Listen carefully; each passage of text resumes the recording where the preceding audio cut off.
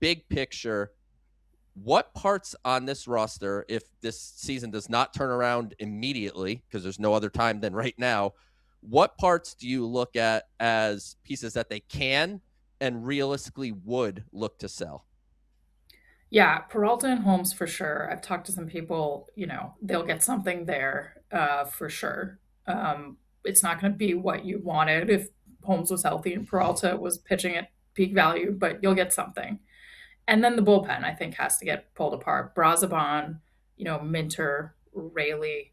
I think you have to consider trading Weaver, even though, his contract is such that he could be here longer. So I think you pick apart the pitching staff.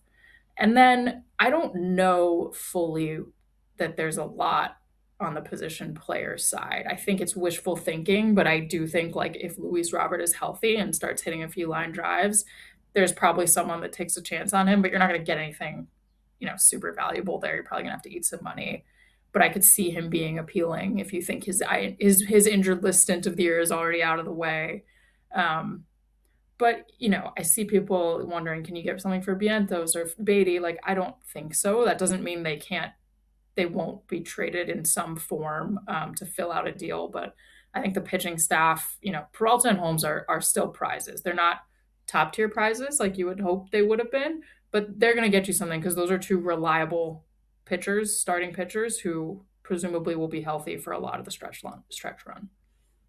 Especially if Peralta can build off his last start. And I Yes. mean, the 10 run outing is the 10 run outing. It is what it is. It happened. I think statistically, like if you just baseball reference him, he's not going to be able to make up the ERA difference here in the next No. few weeks. But if he looks more like Freddie Peralta, I don't see any reason why you can't get, I'm not going to say 100% of what gave up to get him in Jet Williams and Brandon Sproat, but can you get 80% of it?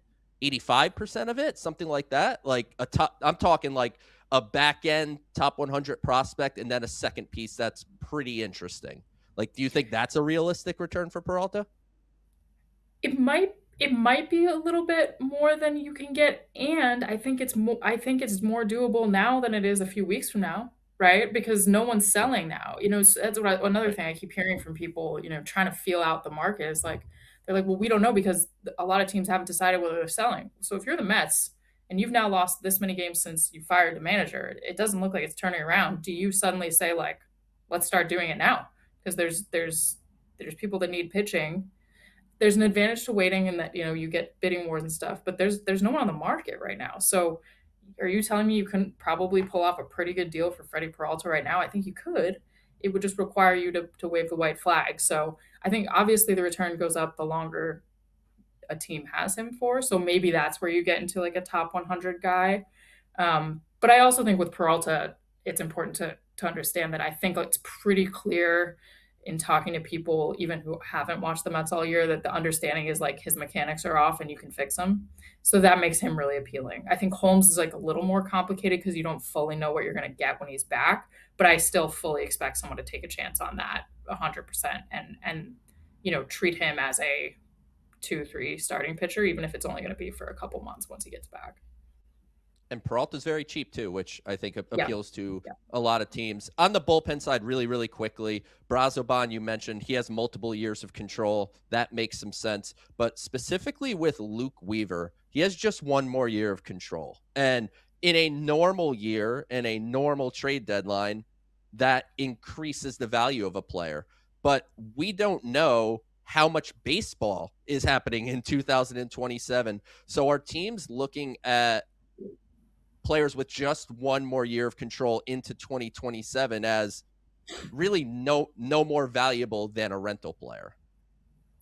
No, I still think people are planning for baseball next year. Number one, I think they should.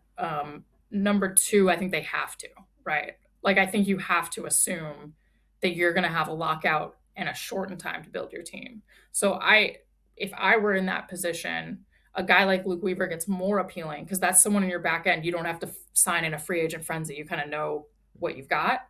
Um, Maybe on the bigger contract front, like if you're trying to offload a big contract, that gets a little more complicated because people don't know what they're going to be working with. But I think there is some consideration about, what might be lost next year and how you value things.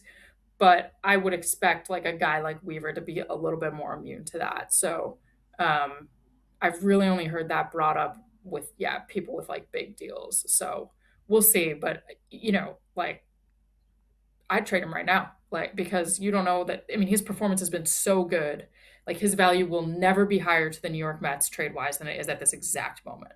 And so, I think that extra year control helps with him, and a couple extra weeks of control right now could also really help.